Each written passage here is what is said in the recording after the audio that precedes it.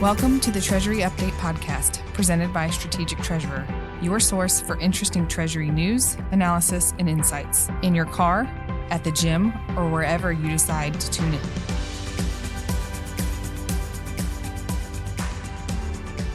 Welcome to the Treasury Update Podcast. I'm Craig Jeffery, your host for this episode entitled Intelligent Automation, Modernizing Collection Activity. And I'm joined by Deluxe's Dave Boyce. Dave, welcome to the Treasury Update Podcast. Thank you, Craig. Happy to be here.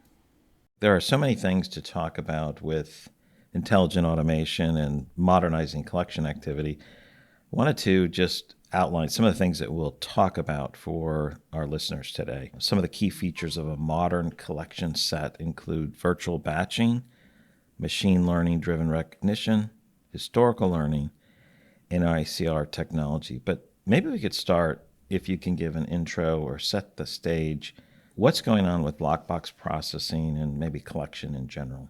As we traditionally think about lockbox started as a paper check operation. Companies might have their bank collect checks for them through the mail. Many of those would come with a coupon or some payment advice saying what they wanted to pay for. And so 20 years ago, there was a lot of paper flowing around the country into what we would call lockbox. And so that's the traditional paper lockbox. Now, as time has evolved and things have changed, Check 21 and other payment channels have come into play, we now have a combination of electronic lockbox and paper lockbox. But paper lockbox is still very prevalent, and there's still a lot of paper checks flowing through the lockbox solution. So this hybrid environment of different types, it's more than checks and electronic, it's multiple types of electronic. Why is this increased complexity of maybe a hybrid environment increasing the need for automation? Why does that matter to corporations and to bankers? Yeah, so in the paper space, traditional lockbox, if it came with a coupon, you had all the information you needed to go with the check to say, this is what I intend to pay for. And so many of those coupon transactions have moved to electronic channels. So you think about online banking, a consumer can just go to their bank and say, I want to pay my utility bill. You have websites that are stood up where the consumer can go to the company website and log in and say, I want to pay my bill. You have companies who want to use different disbursement methods, right? They might send an ACH, they might send a wire. And so as you think about different ways to disperse money to a company, that has led to the proliferation of ways that companies get paid. And each of those ways has different levels of data that goes with the payment, right? So the ultimate solution really was the coupon and paper check, because you had everything you needed to know about the payment. As companies receive money faster, many times they have less information coming with the payment, or as companies may use their accounting system or ERP system to generate checks, they're using their data to say what they want to pay for instead of an invoice or a coupon received from the corporate. And so without using corporate data with the check, things can be a little undefined or unknown to the corporate as to what this company or person is trying to pay for. If you can't match it, it becomes a challenge there. The corporation side has to handle the variety of different payment methods, on an integrated basis or on a comprehensive basis. And I would assume banks and fintechs that provide these services want to be able to provide that comprehensive look. How does that more comprehensive view, how has that shifted from what was the perspective in the past? Yeah, so in many cases, especially in the case of what we would term as wholesale payments, right? So checks that were not coming with coupons saying what they wanted to pay for, but maybe just a check by itself coming from a company, or a check with a listing coming out of their accounts payable system. And quite often in the past, the company was really interested in just having the check deposited for them. And maybe if they were a larger corporation, they might ask the bank to do some data entry. They might ask for a file to be ingested into their ERP system. But traditionally, what we found is 80% of the companies asking a bank for wholesale lockbox are just asking the bank to deposit the check and not really help them with cash application. And so now I think the times really are changing. Most ERP systems or accounting systems do have way to ingest a file saying what payments are being made and why. So being able to assign them to a particular account or invoice. And so automation is available, and I'm not sure that corporates are aware. That focus on just the cash management piece, availability of funds, is probably very limited in terms of the overall value.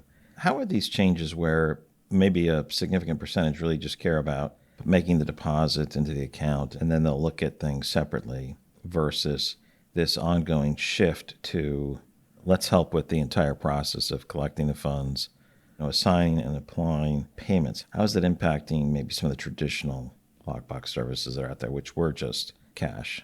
So if the company is able to receive a file, traditionally also there wasn't really a lot of good ways to capture this disparate data on a page, right? So if they weren't returning something that the company sent out and you had a uniform layout of this is my list of invoice numbers, or these are the invoices that I asked to be paid if I was the company, the collector in collecting that data would probably charge the company to do a lot of data entry, right? And so it's a lot of manual steps. So then the company is deciding, well, do I pay my provider, my bank, to do the data entry, or do I just do it myself? And I think a lot of companies decided it's just as easy for me to do it myself.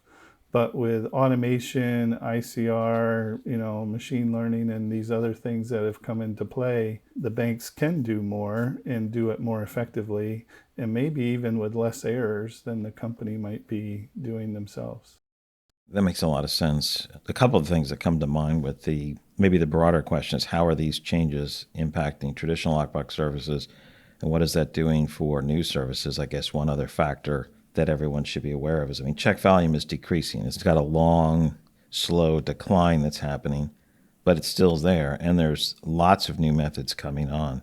What's the impact on those that are just maybe more single-function lockbox services? We know some lockboxes are closing.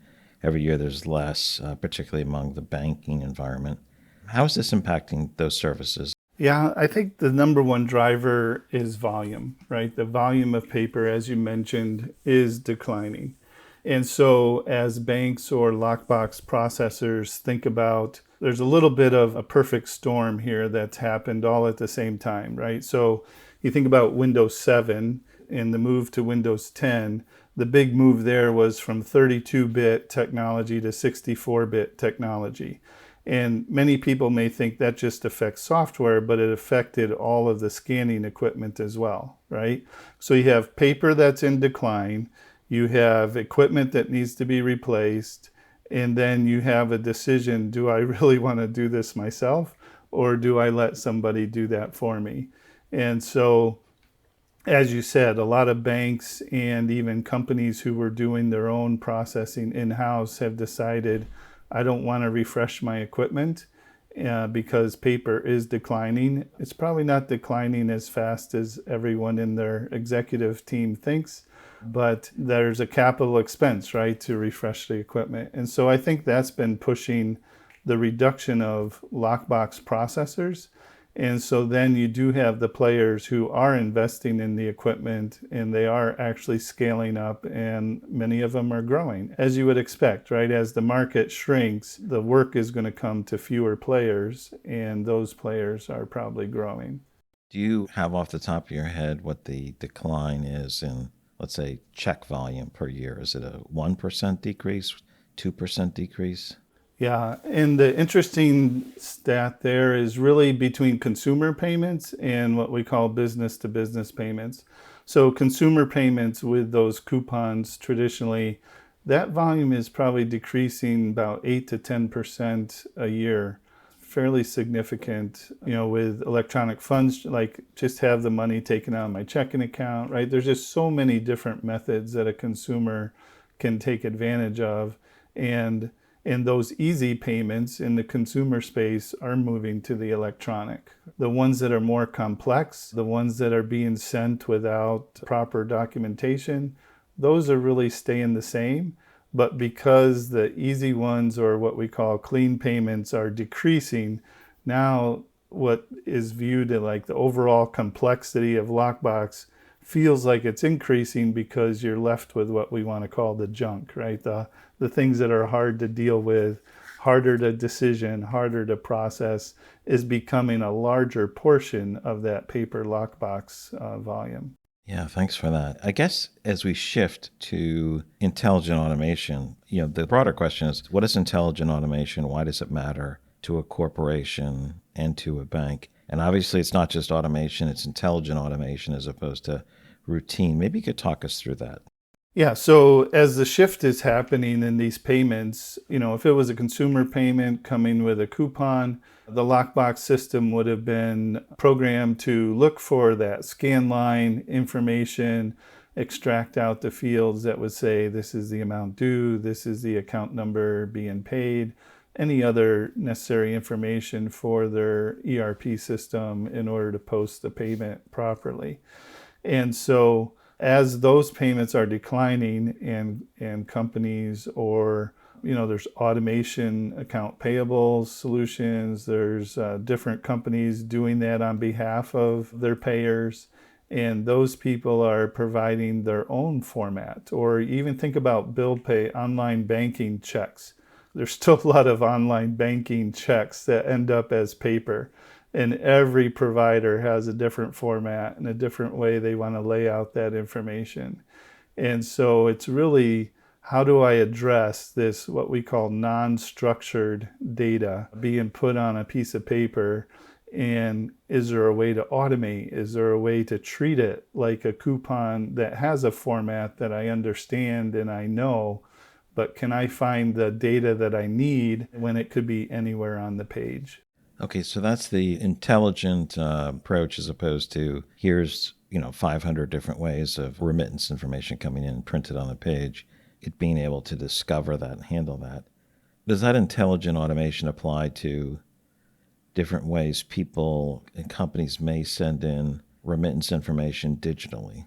So on the digital side of things, short answer, yes, right? Because the quality of the data is your greatest concern, right? So when that digital information comes and it has a way for the payer to say, this is what I'm paying for, just like in the paper world, did they give you the proper information? Did they give you the correct invoice number? Did they enter it incorrectly? Did they give you all of the information that was needed? And so as you think about digital, the way to automate digital is, do you have access to the corporate data, right? Is there a way to access the ERP system?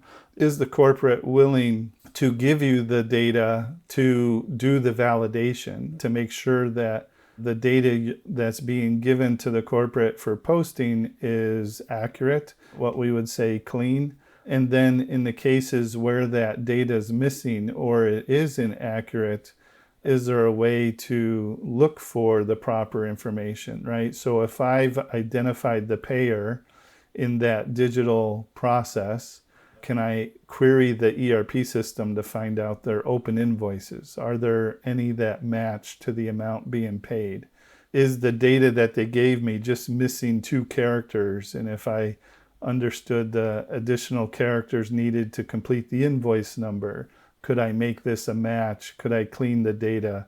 Could I make it a non-exception, right? Because if the ERP system just ingests that data directly, it's not going to match and it's going to be an exception. And so can automation help clean up the data or even find missing data?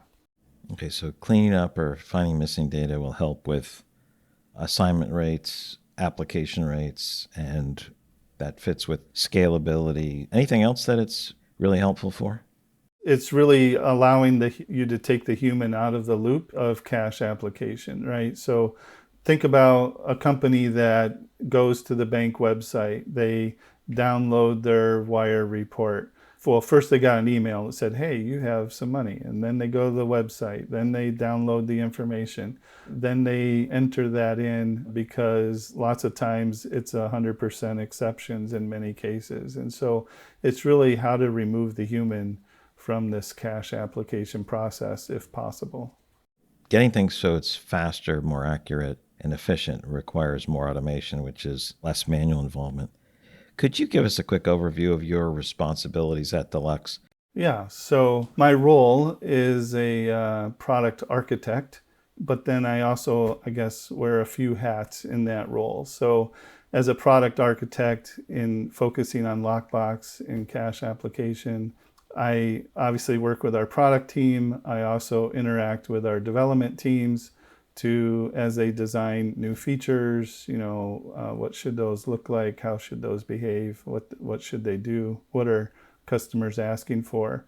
I work with our sales teams as they go and talk to our different customers, and they have maybe a more technical conversation. Then I'll join them for those technical conversations. And then in addition to that, Deluxe has a lot of customers that use our software in their own facilities. And so I'll go to those sites and do a review of the operation to understand the processes that they're doing. Are they taking the best advantage of our software? Are they doing things manually instead of automated? And if you've been in the lockbox space, there's a lot of manual activity, and operations people, they're not comfortable changing the process because their quality steps are built into their current process. So if I'm going to change the process, how do I ensure the quality is still going to be there?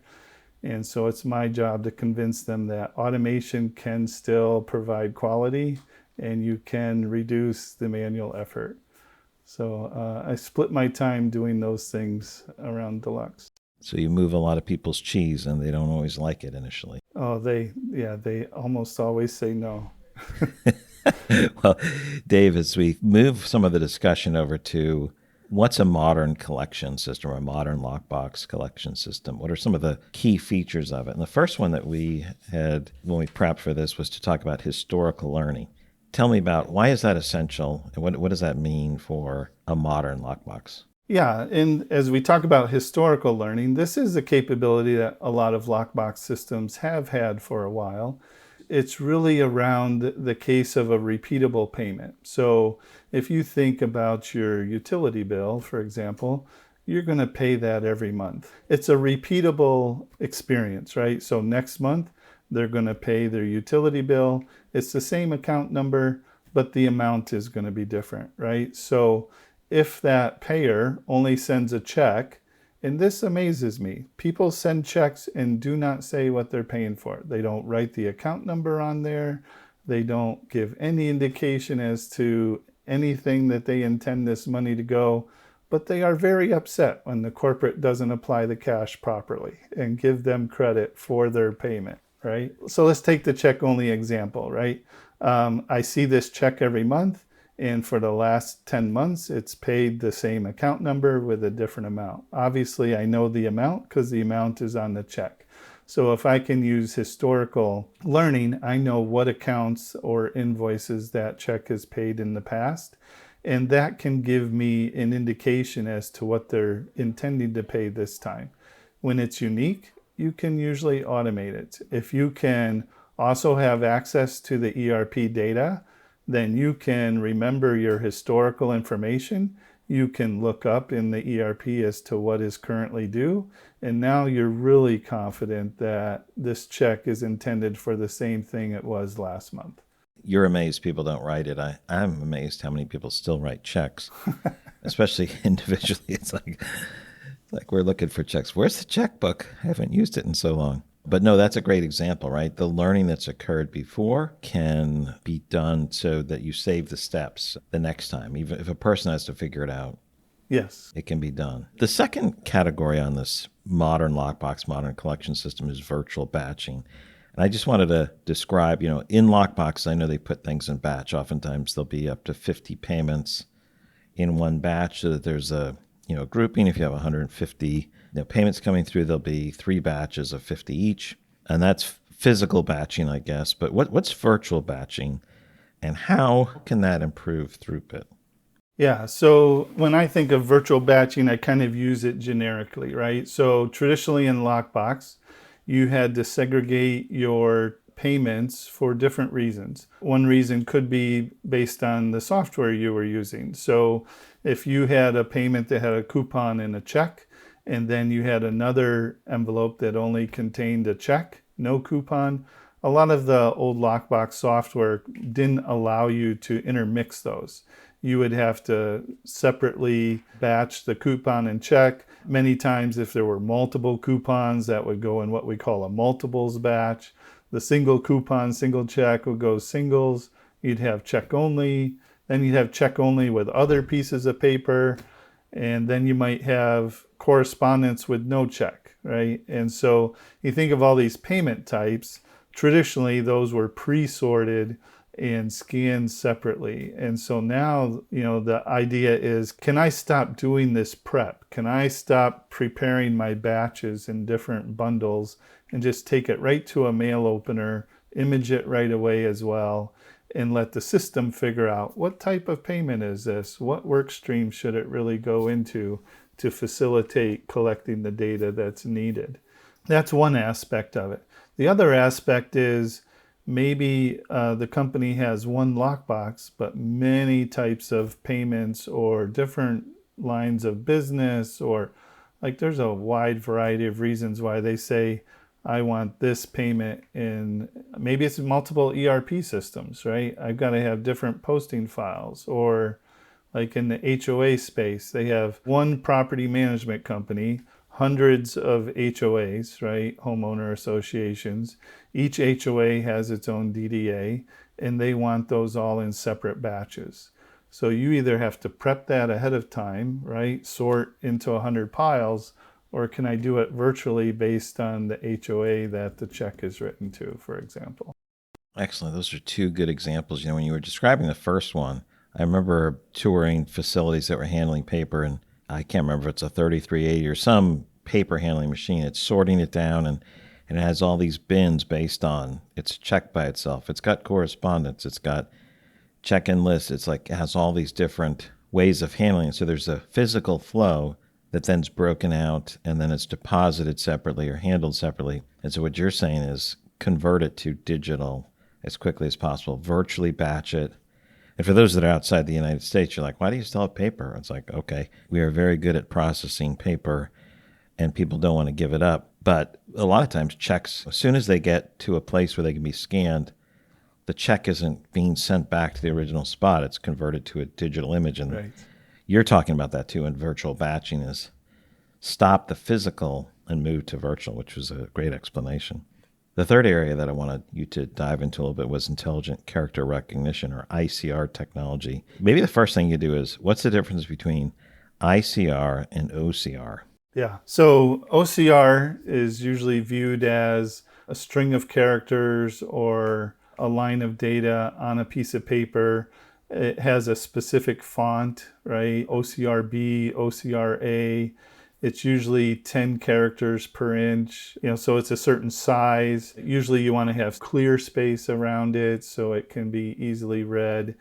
And so traditional OCR was specific fonts, specific format in a specific location on a document. As you think about ICR, it's still OCR technology, right? But they're saying that it's a little more intelligent, right? So it can read any font, right? It doesn't matter OCRA, or is it just Times Roman? Is it Courier, right? Whatever font is read, can it be read? Can you define different areas on a page that you're looking for to find that information? And so traditional ICR was templates. Maybe it was a form. Maybe it was just certain areas of a page that you would expect to find this data. Companies might have a form ID, and I expect my data to be laid out when you see this form ID, and a different form would be laid out differently. So in the past, that was all template driven, and you needed a template in order to successfully read the data you were looking for. We hear a lot about and maybe we're doing quite a bit depending on the area that whoever's listening to this is in, about machine learning and artificial intelligence, how we have to train a model or we have to train or enhance things. Is machine learning being used to help intelligent character recognition technology do better each successive time, or is it exactly where it needs to be at the start? It's never where it needs to be at the start. All systems need to learn, right? Unless you spent an enormous amount of time up front doing the learning ahead of time is basically what it comes down to. So if you think about a check, checks come in all forms. So you have business type checks, right? They're longer and taller. You have personal checks. The personal checks come with designs and they have special fonts, and you can have monograms and logos.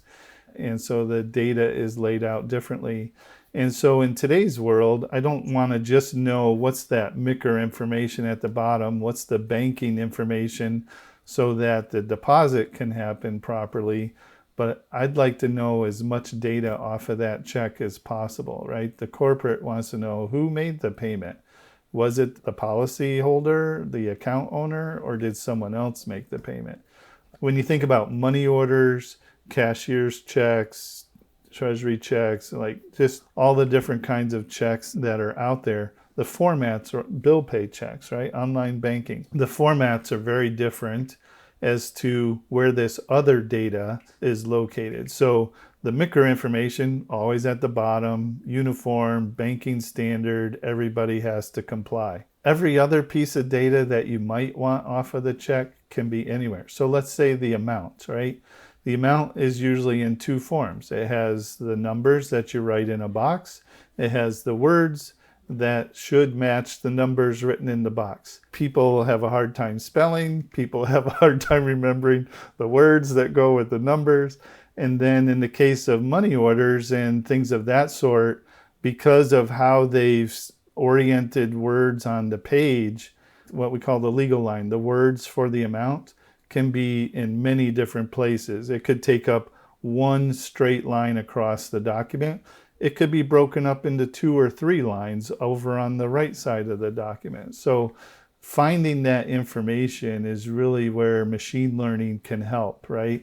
I've seen 1,000 of these. I understand that this information can be located here, and I should look for that. And so if you think about, there's really hundreds and thousands of variations of what checks look like, and a good machine learning model learns those variances over time and can now successfully read that data regardless of where it's located and know what the data should be about. Is it the name and address? Is it the date? Is it the amount? Is it the memo line of what they want to pay for, right? They wrote something in. Does it have a signature, right? All of these things, the machine learning models can help identify that data. You talked about changes in fonts or different fonts. That doesn't have to be OCR A or B. What about more unstructured text or even handwritten inputs? And I don't know how many fonts that would be considered. Everybody's writing style is different. Are we getting good throughput or good results with handwritten information as well? Is that common? It's getting better. So traditionally, handwriting was the worst of collecting data, right? Even in the check space, reading the legal line that a person wrote out was difficult. So I talked a lot about the checks. In the check space, things have gotten really good. The different vendors that provide those engines have gotten good at reading the check data. So as you say, in the non-check, right, the invoice and the other data, now there's really no uniformity at all. And so the problem becomes more difficult. And then, as you say, companies may provide a place for handwritten information to be like on a form, right? If you fill out a form, or even what you intend to pay, right? And so handwriting is getting better. Those engines are improving. That's very much where machine learning has come into play, right? You think of the millions of people, everybody writes a little different, and can it interpret those characters correctly? So that has come a long ways. But even the computer print, right, spread across the page, which one of these data elements is really the invoice number? Which one of these data elements is really the account number? You can't rely on column headings and things of that sort. Let's say a company AP system spits out, here's my list of what I'm paying for, and they call it a reference ID because to them, it's a reference in their accounting system. It's really the invoice of the company that they're paying, right? And so this translation of data and understanding where it's located and what do I want to use it for, that's where machine learning really helps identify the proper data elements that you really want on the page, right? There's hundreds of words on a page. 90% of them you don't care about, right? It's the 10% that you need in order to post the payment properly. Dave, as we wrap up, I want to hear your final thoughts. If we look at the overall impact of intelligent automation, how would you summarize that? And what are the next steps that a corporate practitioner, or maybe even a banker, should be doing? So on the corporate side, I would say they should expect more from their lockbox provider, from the bank, or whether it's a third party that's just doing it on their behalf. Those companies are capable of providing more data, more automation to the corporate than maybe what they're expecting. So, I talked about these companies that just expect the bank to deposit the checks, but then they go to the archive and they data enter all the information into their ERP system. And so from a corporate standpoint, ask the bank or the provider, what can you do for me? What more can you do so that my people don't have to do it? And remove the assumptions. Oh, the bank can only do this, or the bank can only... Ask questions, right? Ask if they can do more. And generally they can. On the banking side, let your corporates know that you can do more. You can do more than deposit a check. And maybe it does require having access to the data, but even without access to the data, there's a lot more, whether it's data entry or, ICR, data lift. There's a lot more banks can be doing in the lockbox space for their corporate customers. Dave, thank you so much. Really appreciate your time today. Yeah, thanks for having me. As you can tell, I enjoy talking about lockbox and I'd love to talk to anybody about it.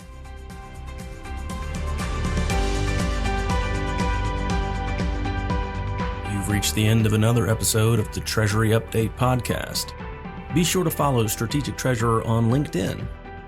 Just search for Strategic Treasurer. This podcast is provided for informational purposes only, and statements made by Strategic Treasurer LLC on this podcast are not intended as legal, business, consulting, or tax advice. For more information, visit and bookmark strategictreasurer.com.